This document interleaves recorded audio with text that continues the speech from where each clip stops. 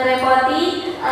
Di sini nanti kita akan sosialisasi dan juga diskusi bersama tentang pengelolaan sumber daya.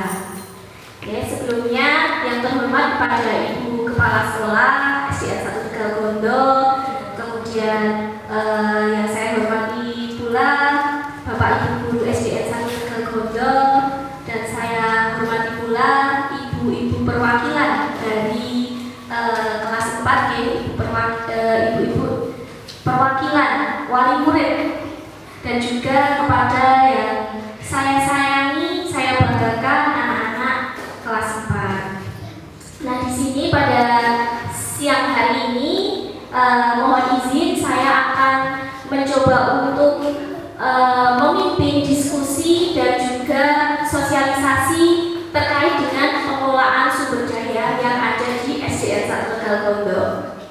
Sebelumnya saya akan memperkenalkan diri, walaupun sudah kenal ya, tapi ini ada acara apa toh kok diundang, ada wali murid, ada siswa, dan juga lengkap dengan Bapak Ibu guru semuanya.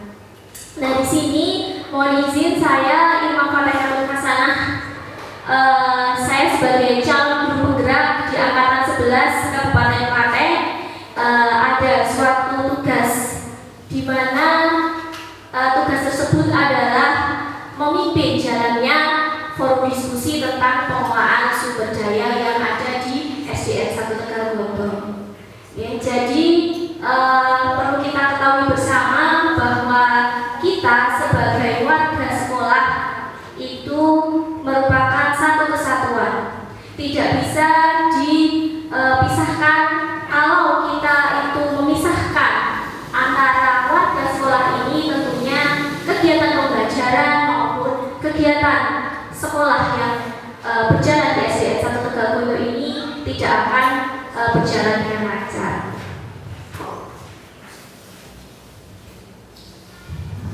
Baik, di sini nanti tujuan pembelajaran dari yang diharapkan oleh BPDB untuk calon guru penggerak adalah mengidentifikasi secara kolaboratif bersama warga sekolah lainnya tentang aset, kekuatan, sumber daya yang dimiliki sekolah. Kalau kita berbicara tentang aset, tentunya pasti pikiran kita akan mengarah pada finansial dan juga pada infrastruktur atau sarana prasarana saja. Tetapi di dalam sekolah ternyata ada beberapa aset yang belum atau mungkin tidak kita sadari ternyata ada dan juga bisa dimanfaatkan untuk kemajuan sekolah kita. Baik, kita akan mulai dari ekosistem. Nah, Bapak Ibu dan anak-anak semua pasti sudah pernah mendengar kata ekosistem ya. Nah, ekosistem itu merupakan sebuah tata interaksi antara makhluk hidup dan unsur yang tidak hidup dalam sebuah lingkungan. Jadi sebuah ekosistem itu mencirikan satu pola hubungan yang saling menunjang pada sebuah teritorial atau lingkungan tertentu.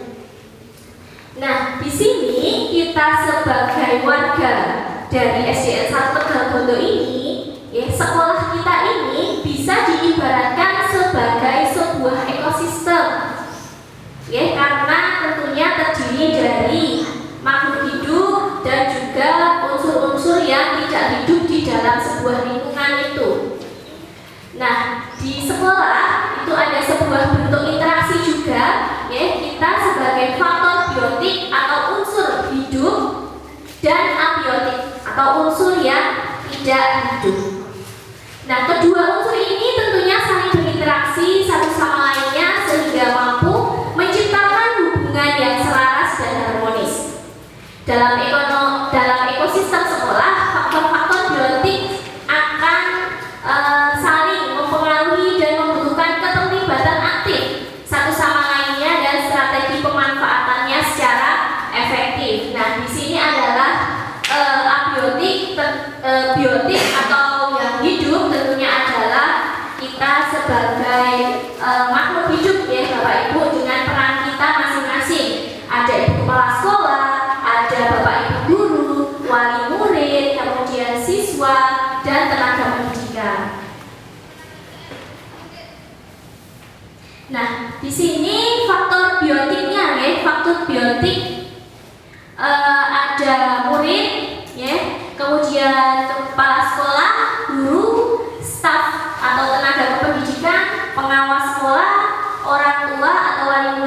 masyarakat sekitar sekolah, dinas terkait, kemudian ada pemerintah daerah. Nah, ini adalah yang dimaksud dengan faktor biotik atau makhluk hidup yang ada di lingkungan sekolah atau ekosistem sekolah.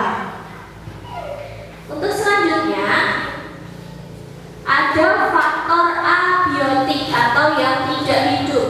Nah, selain faktor-faktor biotik yang sudah disebutkan tadi, faktor-faktor abiotik juga berperan aktif dalam menunjang keberhasilan proses pembelajaran. Di antaranya ada keuangan atau finansial, kemudian sarana prasarana dan juga lingkungan alam sekitar. Nah, Bapak Ibu, dalam menghadapi suatu permasalahan, ya, itu biasanya kita itu ada tipe-tipe tertentu. Jadi seperti ini, ya, ada tipe yang mereka itu memiliki pemikiran pendekatan berbasis masalah. Jadi pendekatan berbasis masalah atau deficit based approach akan memusatkan perhatian kita pada apa yang mengganggu, apa yang kurang, dan apa yang tidak berfungsi dengan baik. Jadi kita akan seperti ini ya contohnya ya. Misalnya saja ibu-ibu nih di sini mau masak ternyata bahannya ada yang kurang seperti itu. Nah, kalau kita berpikir pendekatannya itu berbasis masalah atau kekurangan, pasti kita akan cari, aduh mau masak tapi bahannya kurang, kali ini nggak bisa nih, nanti kalau aku masak pun jadi nggak enak. Nah, seperti itu. Jadi ketika kita berpikir berbasis masalah, nanti kita akan menjadi pesimis dan juga kita akan tidak akan bergerak atau tidak akan melaksanakan kegiatan itu, ya. Jadi kita pikirannya hanya negatif saja seperti itu. Ya, kemudian selanjutnya adalah ada dua yang tadi saya sebutkan yang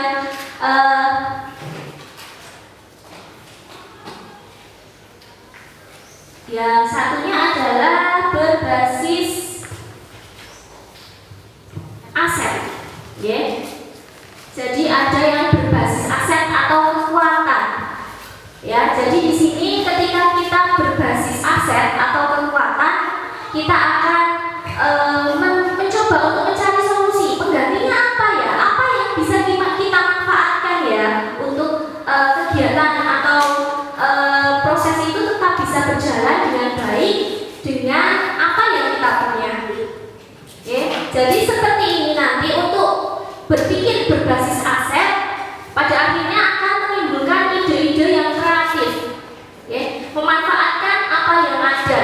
Jadi di sini menurut Green and Hayes 2010 menjelaskan ada kecenderungan cara pandang yang menggunakan pendekatan berbasis kekurangan dengan pendekatan berbasis aset. Jadi seperti yang bisa dilihat pada tabel berikut ini, ya, berbasis kekurangan atau masalah itu fokus pada masalah dan isu. Jadi ini kurang ini nanti nggak jalan ini kalau kurang ini, seperti itu. Kemudian berbasis aset, fokus pada aset dan kekuatan. Apa ya yang kita miliki untuk mensukseskan kegiatan ini?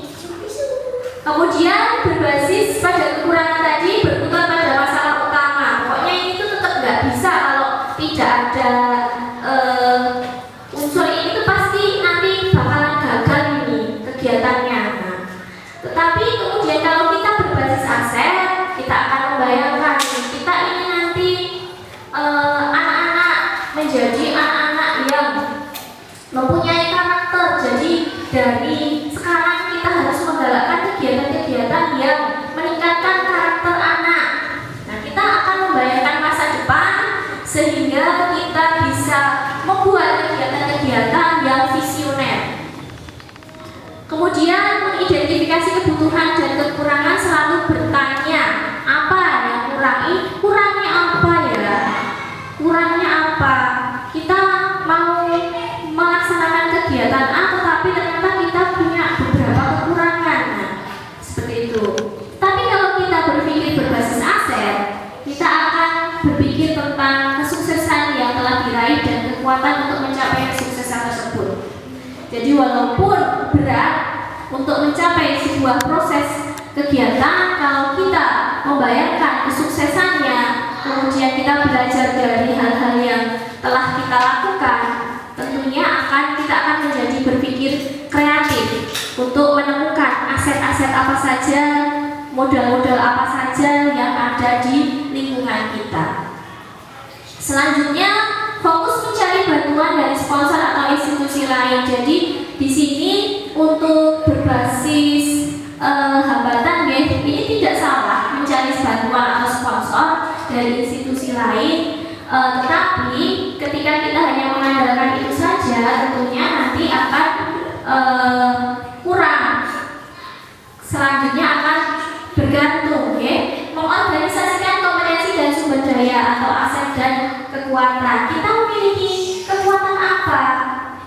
Kita punya wali murid yang solid, kita punya anak-anak yang kreatif, kita punya bapak ibu guru muda yang kreatif dan juga tenaganya masih kuat.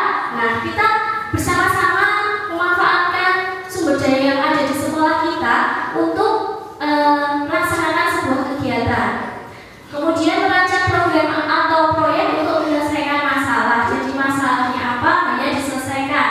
Kemudian kalau untuk berbasis aset, kita akan merencanakan berdasarkan visi kita apa, kita ingin mengarah kemana, anak-anak ini akan kita arahkan kemana. Kemudian mengatur kelompok yang dapat melaksanakan proyek. Kemudian kalau yang berbasis aset adalah melaksanakan rencana aksi yang sudah diprogramkan.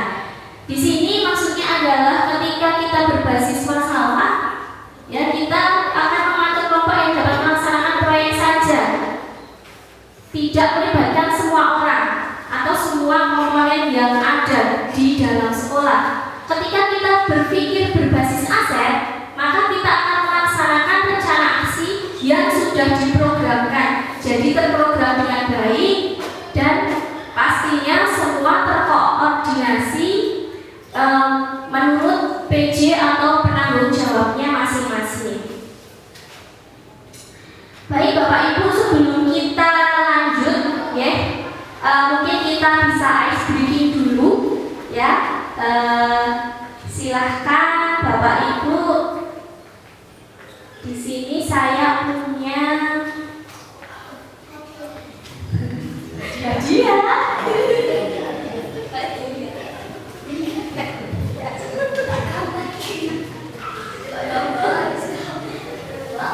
Hadiah, dan nanti hadiah. Oke, agar kita tidak semangat ya, mari kita saksikan dulu ini berupa gambar.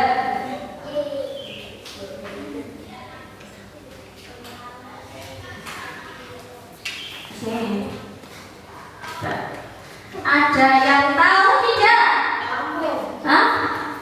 Pelampung. Iya ya, pelampung ya. Coba kita lihat ya. Oke, pelampung betul.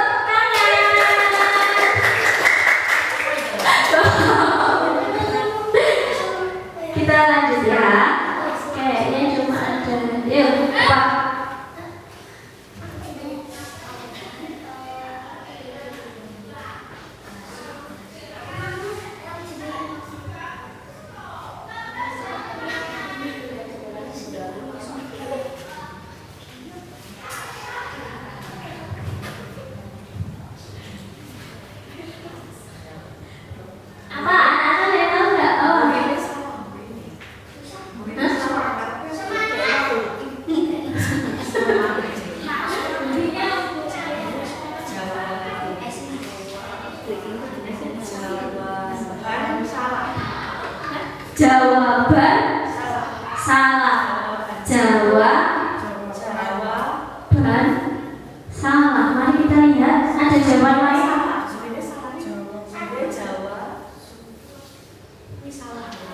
Mari kita lihat dulu ya. Nah ini apa ini? Ini apa ini? Bangku. Oh, jawabanku. Oke, mari kita lihat. Ya, jawabanku salah. Oke, kita lanjut ya. Oh, apakah sudah selesai ya?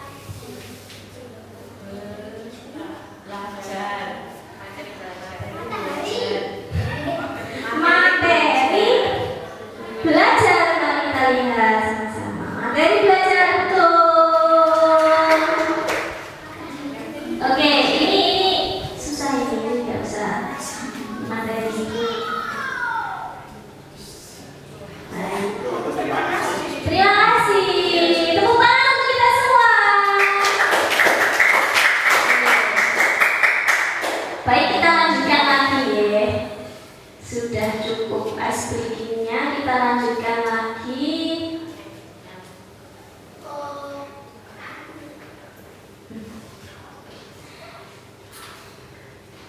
Oke, baik Bapak Ibu, seperti yang sudah saya jelaskan tadi, sebenarnya aset atau modal yang ada di lingkungan sekolah kita itu ada yang biotik dan abiotik. Lebih lengkap lagi kita akan bisa mengidentifikasi ada beberapa aset yang ada di lingkungan sekolah kita. Nah, di sini adalah identifikasi aset atau modal. Ya, jadi bisa dibagi menjadi 7. Yang pertama ada modal manusia, modal sosial, modal fisik, modal alam atau lingkungan, modal finansial, modal politik, dan juga modal budaya dan agama. Kita akan kupas satu persatu sambil kita berdiskusi tentang apa ya yang ada di lingkungan sekitar kita, tentang modal yang ada di SDN 1 Tegalgondo ini. Kita akan kupas satu persatu. Yang pertama adalah modal manusia. Tentunya kita ini ya sebagai faktor biotik merupakan modal manusia. Jadi pemetaan modal atau aset individu merupakan kegiatan menginventaris pengetahuan, kecerdasan dan keterampilan yang dimiliki setiap warganya dalam sebuah komunitas, atau dengan kata lain inventarisasi perorangan dapat dikelompokkan berdasarkan sesuatu yang berhubungan dengan hati, tangan, dan kepala. Maksudnya di sini kita akan bersama-sama untuk mengidentifikasi ada apa saja toh modal manusia atau yang ada di SDN 1 Tegalgondo ini. Mungkin ada yang bisa berpendapat kira-kira modal manusia apa saja yang ada di SDN 1 Tegalgondo. Modal manusia termasuk kita ini ya, semua manusia ya, Bu Dwi. Manusia berarti kepala sekolah. Bu Dwi. Ya, cukup.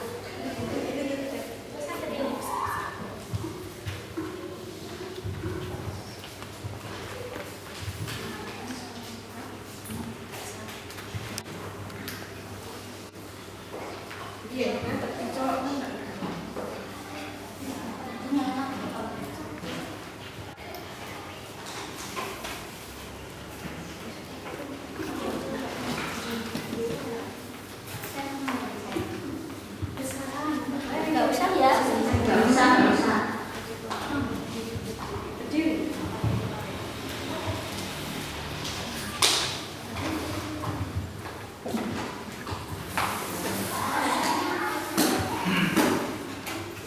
Ya, untuk aset modal manusia itu di sekolah, misalnya kepala sekolah, kemudian ada guru, kemudian ada tenaga kependidikan. Kalau di sini masuk itu ya. Kemudian ada wali murid, kemudian ada murid, kemudian ada komite sekolah, dan ada pengawas dari Korwil. Mungkin itu Bu Irma. Baik, terima kasih Bu Dwi untuk identifikasinya. Bapak Ibu, apakah juga setuju dengan pendapat Bu Dwi tentang aset yang dimiliki di sekolah kita? Ya, ada kepala sekolah.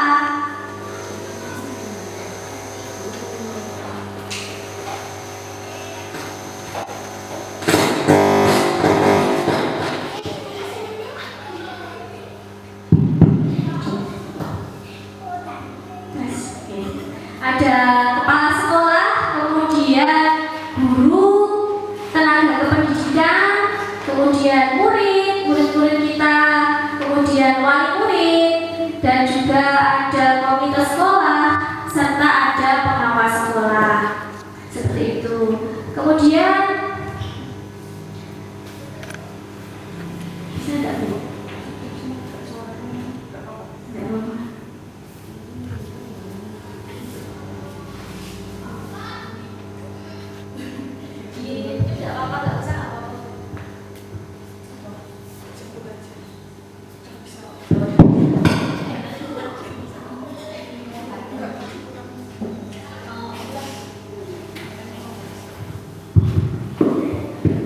Baik, tentunya aset-aset yang dimiliki di SDN 1 Tegalmondo ini kita harus petakan juga untuk pemanfaatannya. Ya, pemanfaatannya kalau tadi sudah aset yang dimiliki itu sudah disebutkan, kalau menurut Bu Dwi, Bu, strateginya seperti apa ya Bu ya untuk pemanfaatannya dari aset-aset atau modal manusia yang kita miliki di SDN 1 Tegalmondo ini? Ya, misalnya dengan adanya kerjasama atau sinergi dalam melaksanakan tugas pokok sesuai dengan fungsi kita masing-masing di sekolah. Kemudian dalam melaksanakan kegiatan yang diadakan oleh sekolah, misalnya seperti itu. Baik, luar biasa Bu Dwi, terima kasih untuk masukannya ya tentang strategi pemanfaatannya. Tadi disebutkan bahwa kita itu harus menjalankan tugas pokok ya sesuai fungsinya. Berarti ketika kita ibu kepala sekolah ada tugas pokok kepala sekolah, bapak ibu guru juga ada tupoksinya sendiri, ibu perwakilan wali murid ya, bapak dan ibu wali murid itu juga mempunyai andil yang besar dalam memajukan sekolah kita bersama, dan juga tentunya anak-anak kita mempunyai tugas dan kewajiban masing-masing ya. Apa nih kewajiban sebagai murid di sekolah, Mas? Coba ada yang bisa menyebutkan kewajiban kalian sebagai murid di sekolah apa? Mengerjakan tugas, apa lagi? Belajar. Seperti itu ya. Jadi kita mempunyai tugas dan fungsi masing-masing kita laksanakan dengan baik. Kemudian juga tadi Ibu Dwi menyebutkan adanya kolaborasi atau kerjasama. Betul sekali Bu Dwi. Jadi memang kerjasama antar warga sekolah ini memang sangat diperlukan.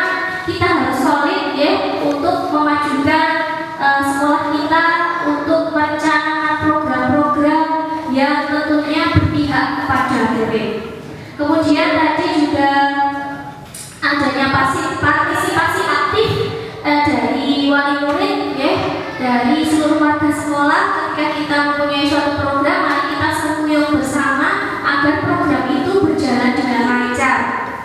Kemudian ini ya, tadi sudah dijelaskan tadi ada guru, ada tenaga pendidik, ada murid, wali murid, komite sekolah, pengawas. Nah, kita selanjutnya akan ke modal yang kedua, yaitu modal sosial. Nah, ini sini modal sosial ini dimaknai sebagai norma atau aturan yang mengikat warga masyarakat yang ada di dalamnya dan mengatur pola perilaku warga. Juga unsur kepercayaan atau trust dan jaringan networking antara unsur yang ada di dalam komunitas atau masyarakat.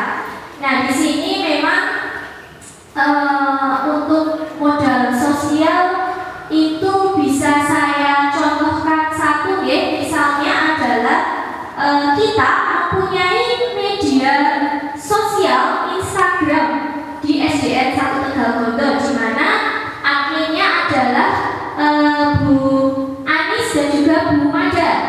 Nah, itu untuk apa ya? Itu bisa kita manfaatkan sebagai bentuk apresiasi dan juga dokumentasi kegiatan sekolah. Oke, dan nantinya tentunya sekolah kita akan dikenal tidak hanya di lingkungan kita, tetapi juga di lingkungan yang lebih luas. Tentunya ini sebagai suatu ajang atau suatu alternatif untuk promosi sekolah kita. Seperti itu. Mungkin ada yang bisa menambahkan untuk aset yang dimiliki di sekolah kita untuk modal sosial yang bisa kita kembangkan apa ya? Oh, Bu Dwi lagi, Bu Dwi. Ya, Boleh. untuk modal sosial itu kan norma atau aturan yang mengikat ke masyarakat yang di dalamnya mengatur pola perilaku warga baik maupun di sekolah maupun di luar sekolah. Mungkin bisa dengan rapat sekolah antara warga sekolah dengan wali murid. Kemudian itu yang menjalin hubungan dengan masyarakat sekitar sekolah juga dapat sebagai media sosial kita. Kemudian kalau antar guru bisa melalui KKG maupun di kegiatan PGRI. Oke, baik Bu Dwi. Terima kasih Bu Dwi untuk masukannya ya, tambahannya. Tadi kita bisa identifikasi ternyata selain media sosial juga rapat sekolah antara wali murid dan juga komite itu ternyata merupakan modal sosial kita. Untuk apa? Tentunya untuk meningkatkan komunikasi dan juga koordinasi dengan warga sekolah. Tanpa adanya koordinasi, tentunya kita tidak akan bisa melaksanakan kegiatan secara lancar karena terbentur koordinasi ya. Jadi koordinasi itu sangat penting sekali. Jadi kalau ada unek-unek bisa disampaikan agar kita bisa menemukan solusi bersama. Kemudian juga tadi disebutkan Bu Dwi juga hubungan masyarakat di sekitar kita. Nah, kita sebagai warga sekolah ya, kita di sini misalnya ada yang keseripahan atau berkegiatan apa, maka kita juga ikut untuk bersosialisasi di situ seperti itu. Kemudian untuk kegiatan yang untuk guru ya, itu ada KKG, PGRI. Nah, itu juga sebagai wadah juga untuk meningkatkan kompetensi guru. Baik, modal sosial kita juga sudah kita dapatkan ya. Kita sudah mendapatkan dua tadi, modal manusia dan juga modal sosial yang ada di SDN 1 Tegalgondo. Coba kita akan lihat lagi di sini aset atau modal fisik. Nah, ini adalah yang biasanya kita lihat kalau kita membicarakan tentang aset atau modal, pasti kita akan berpikir langsung ke modal fisik itu karena itu yang terlihat. Jadi mungkin kalau tadi adalah modal yang tidak terlihat, oh ternyata modal manusia itu ada ya. Nah, jadi kita bisa sama-sama tahu, bisa kita manfaatkan. Kemudian modal sosial itu ternyata ada ya. Nah, itu karena itu tidak terlihat, maka biasanya kurang kita pahami gitu ya. Nah, baik, yang ketiga ini adalah modal fisik. Nah, di sini modal fisik ini terdiri dari dua kelompok tentunya. Yang pertama adalah bangunan yang bisa digunakan untuk kelas atau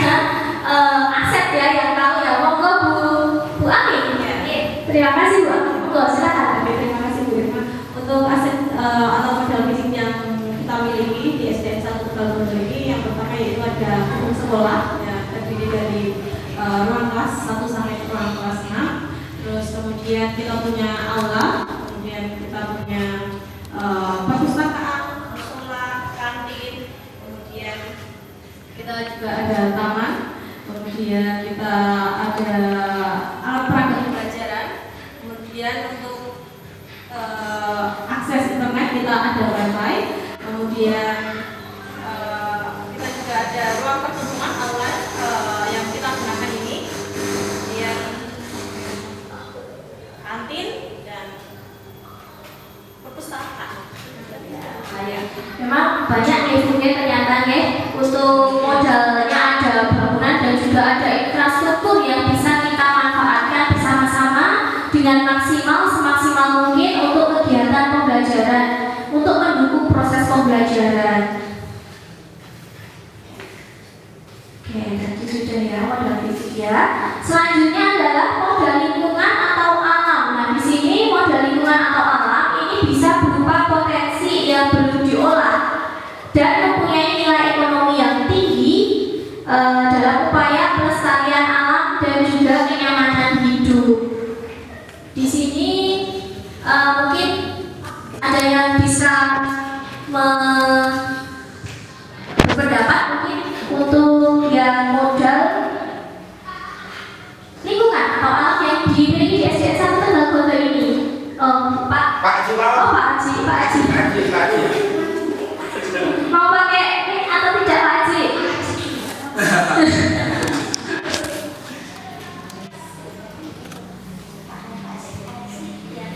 Untuk modal lingkungan alam, yang pertama yang dimiliki sekolah SD 1 Tegal Gonto, yang pertama memiliki kebun sekolah yang cukup luas. Yang kedua memiliki dekat dengan area pasar. Terus yang ketiga dekat dengan area kelurahan atau kantor desa. Iya, betul sekali Pak. Kalau kita identifikasi memang betul yang dikatakan Pak Haji ya. Kita mempunyai kebun atau lahan yang sangat luas, yang cukup luas ya, yang bisa kita manfaatkan untuk proses pembelajaran.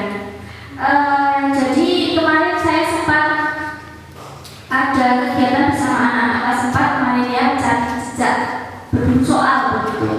Karena lingkungan alam yang kita miliki ini tentunya bisa kita manfaatkan ya. Jadi anak-anak itu tidak jenuh aja mengerjakan soal, tapi anak-anak itu kan ada tipe yang kinestetik ya. Dia tuh harus bergerak gitu. Kalau nggak bergerak tuh rasanya ya nggak nyaman aja gitu. Ada tipe anak yang gaya belajarnya seperti itu. Mari kita fasilitasi dengan salah satunya kita bisa belajar di luar kelas. Kemudian kalau bisa saya lihat juga untuk kegiatan P5 ini juga sudah memanfaatkan lingkungan alam, lingkungan sekolah kita. Ya, ada beberapa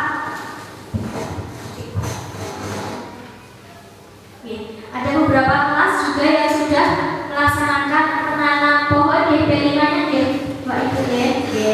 Nah, itu merupakan salah satu pemanfaatan dari lingkungan alam kita.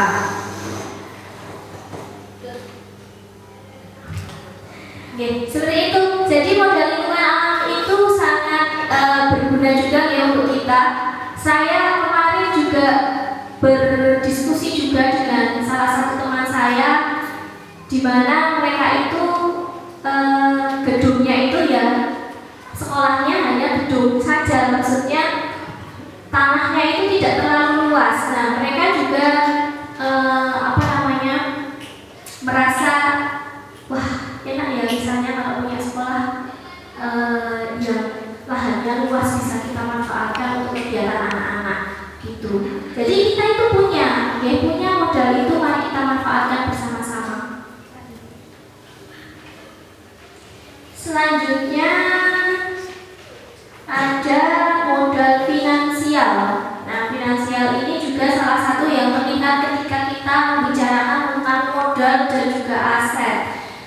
Mungkin ada yang bisa menambahkan untuk modal finansial di SDN 1 Tegal Gonto ini apa ya? Mungkin Bu Bendahara. Bapak Ibu, jadi untuk modal finansial yang dimiliki di SDN 1 Tegal Gonto ini berasal dari yang pertama dana bos, kedua ada kas kelas, mungkin dari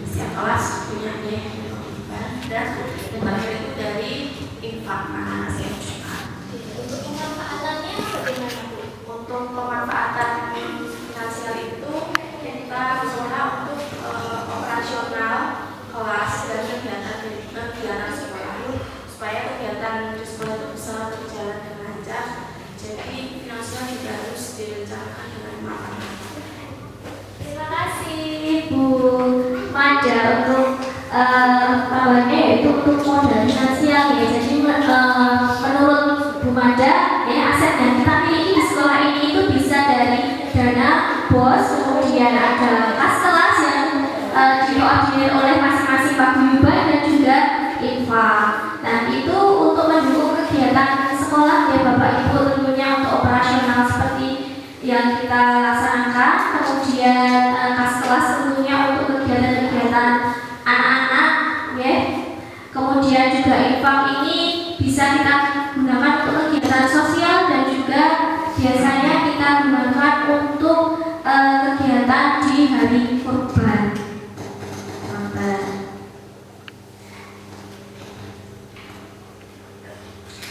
Selanjutnya adalah modal agama dan budaya.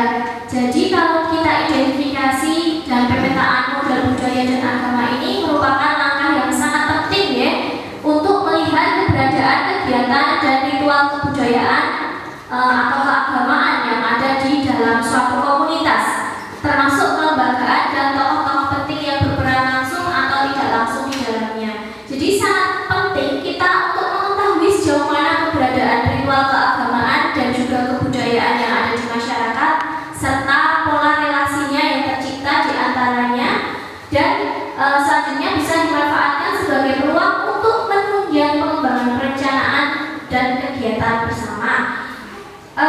Kalau ini tentang modal agama dan budaya, mungkin bisa Bu Anis untuk menyampaikan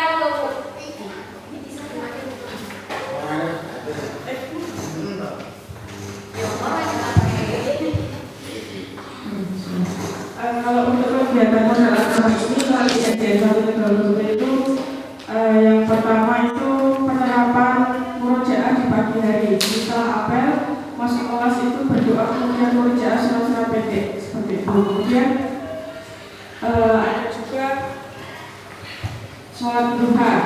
Sholat duha yang diikuti siswa dari SD 1 Tegal. Kemudian ada juga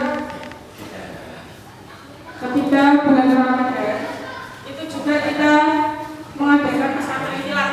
Jadi kalau setiap Ramadan kita mengadakan pesantren kilat, walaupun cuma sebentar ya, yang namanya pesantren kilat itu pasti kan kilat. Kemudian ketika hari raya Idul Adha kita juga mengadakan penyembelihan hewan kurban seperti itu untuk yang agama. Kalau untuk yang budaya kita itu di SDN 1 Tegal Bondo itu juga menerapkan yang namanya gotong royong. Jadi ketika ada bersih-bersih kelas atau lingkungan sekolah, kita melakukannya secara gotong royong seperti itu. Kemudian ada juga kegiatan pramuka. Kemudian ada juga kegiatan kalau 17-an atau mungkin menjelang Ramadan kita juga mengadakan karnaval atau pawai budaya seperti itu. baik, luar biasa Bu Anis. Jadi keagamaan kita juga sudah ada ya modal agama. Kita akan terus lakukan ya Bu. Jadi untuk pemanfaatannya ini tentunya untuk membentuk karakter siswa ya Bu ya. Karakter siswa sesuai dengan profil pelajar Pancasila seperti itu. Luar biasa. Mari kita lanjutkan ya Bu. Apa yang sudah baik kita lanjutkan untuk kegiatan atau proses pembelajaran yang ada. Kemudian selanjutnya kita akan, ini sudah ke-6 ya, padahal ada 7. Oke, yang terakhir adalah modal politik. Nah ini yang sering tidak kita lihat ya, ternyata ada modal politik.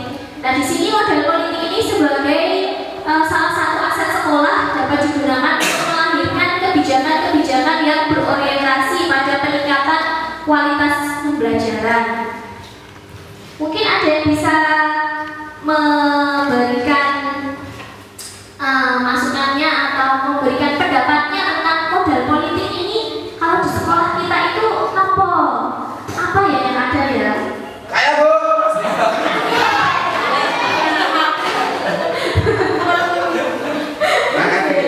Terima kasih Pak Arfi. Monggo Pak Arfi, kalau menurut Pak Arfi modal politik yang ada di SDN 1 Tegal Bondo ini apa Pak?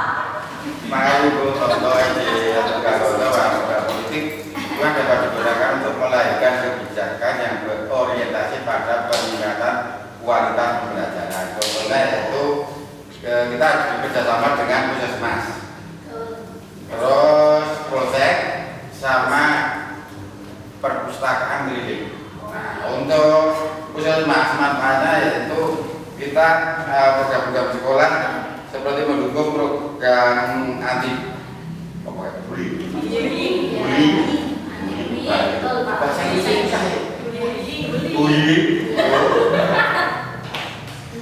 Dan keamanan di sekolah. Kalau untuk puskesmas kita bisa mendukung program kegiatan yang ada di sekolah kita. Kalau yang untuk perpustakaan ini, sebenarnya kita juga punya perpustakaan. Dan untuk perpustakaan itu peningkatan literasi dan numerasi di sekolah kita. Terima kasih Bu. Wah, terima kasih Pak Arfi. Sama-sama. Tepuk tangan untuk Pak Arfi karena ini yang terakhir ya.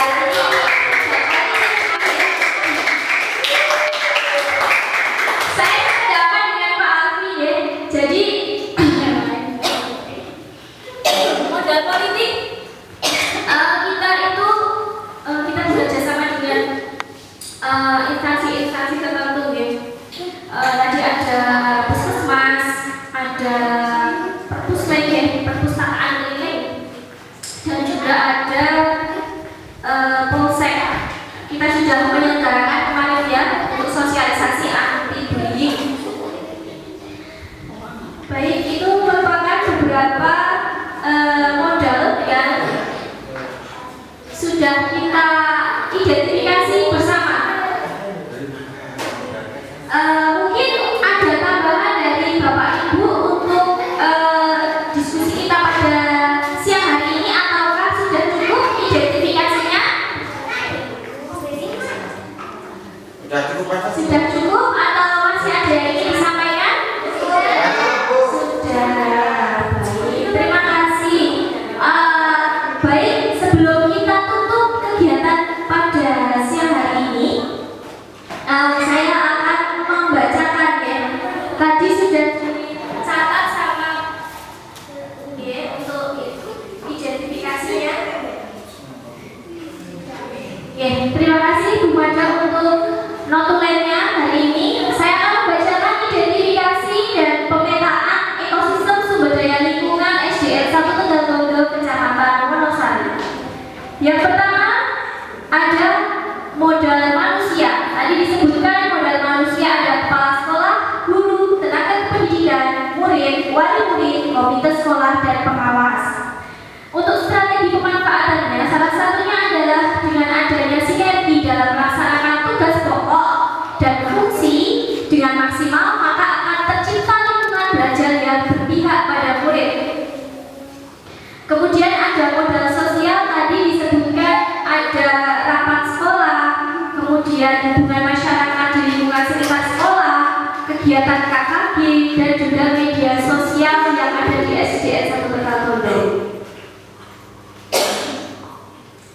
Untuk modal politik tadi yang kita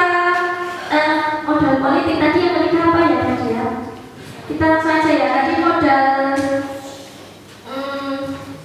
fisik ya, modal fisik tadi ada gedung sekolah, musola, kantin, taman sekolah, perpustakaan, toilet, aula, jaringan internet, alat peragam pembelajaran.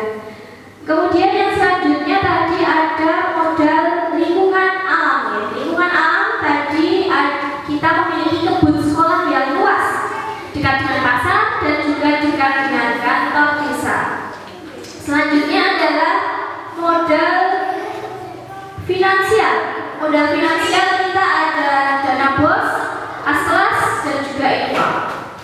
Selanjutnya ada modal agama dan budaya. Ini tadi lumayan banyak ya kegiatannya. Ada pembiasaan murojaah di pagi hari, kemudian sholat duha dan sholat duhur berjamaah, pesantren kilat, penyembelihan hewan kurban. Untuk kegiatan kebudayaan kita selalu bergotong royong dan juga ada kegiatan pramuka dan juga mengikuti